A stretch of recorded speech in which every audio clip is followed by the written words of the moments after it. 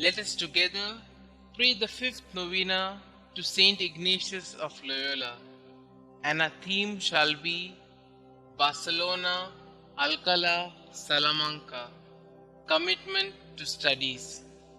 In the name of the Father, and of the Son, and of the Holy Spirit. Amen. Introduction. We begin with a quote from the autobiography of St Ignatius.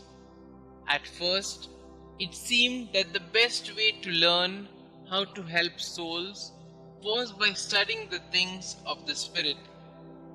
But God had directed him to a very different form of study. How learning the elements of Latin grammar would profit him in his desire to help others grow in the Spirit must have seemed quite a mystery to Inigo. He had already learned the value of listening to the other person, and for him this became more important than talking. No wonder he was surprised that the Lord was directing him to study Latin rather than spiritual realities. At Barcelona, Ignatius grew in his desire for study. He realized that in order to save souls, he needed to be a man of erudition even more than being a spiritual person. The 11 years of study which followed would be a real test of his perseverance. Ignatius's commitment to studies was shown by his willingness to sit with young school children even when he was close to 30 years in age. Let us ask our Father and Founder, St Ignatius, to kindle in us the desire to acquire knowledge and use it for the service of God's people. During this novena, we shall pray for the grace that our studies may not make us proud, but rather motivate us to humbly devote ourselves to the praise and service of the Divine Majesty. Opening prayer.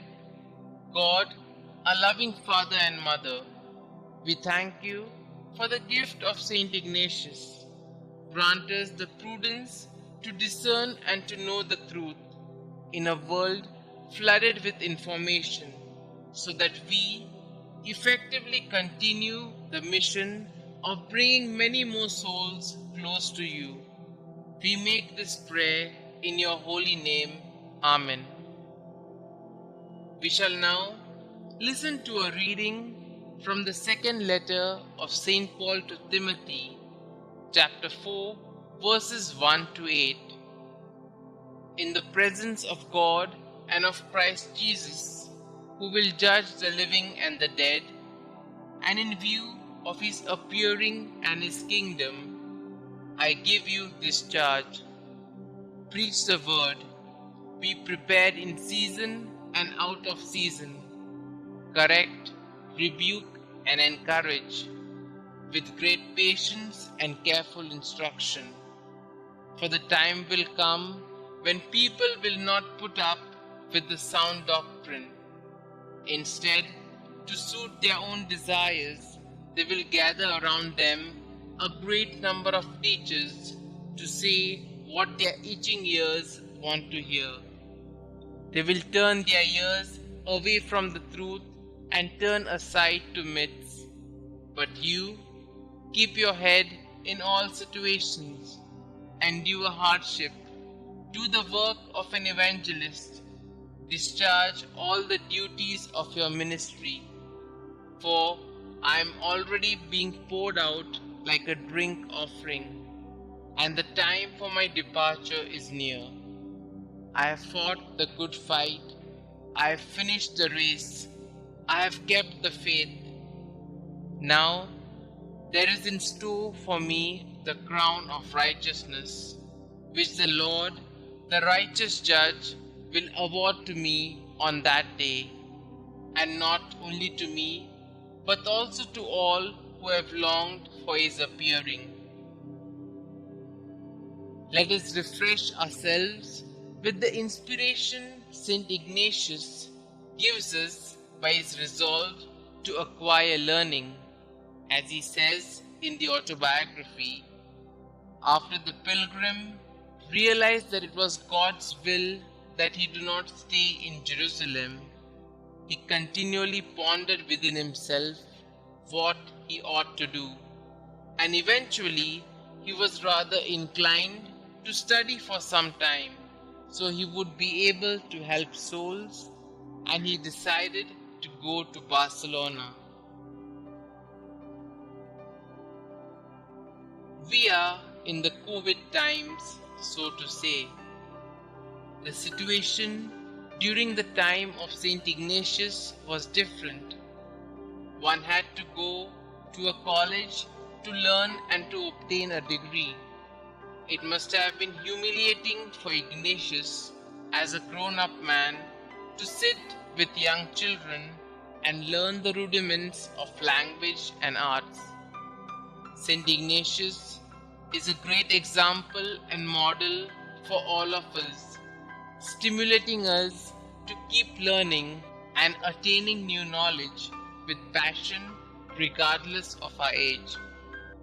In the society, however, our apostolic effectiveness comes from our availability more than from our qualifications. All said and done, a Jesuit finds his fulfillment by accepting the superior's will as God's will. That's the beauty of Jesuit availability.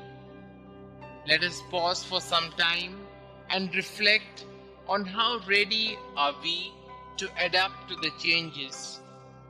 How available are we for any ministry anywhere in the world?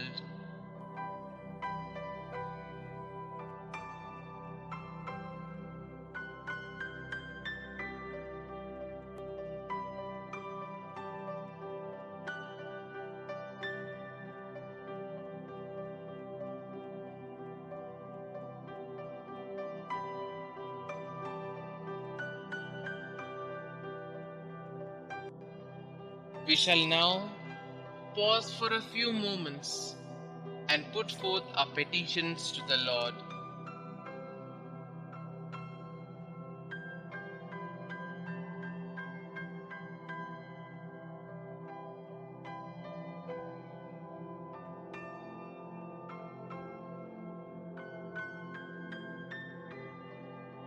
Our response shall be, Holy Father Ignatius, pray for us. For the Church, that the Pope, bishops, priests and religious may contribute effectively to the overall good of the people by vibrating with the signs of the times. May they equip themselves with the knowledge and skills needed to be more effective in proclaiming the gospel to the people of God around the world. We pray, Holy Father Ignatius, pray for us. For Jesuits and their apostolate, that in line with the emphasis laid by our Father General, we may give due importance to the intellectual and spiritual dimensions of our apostolates and labor under the banner of the cross for the creation of a better society to live in. For this we pray, Holy Father Ignatius, pray for us.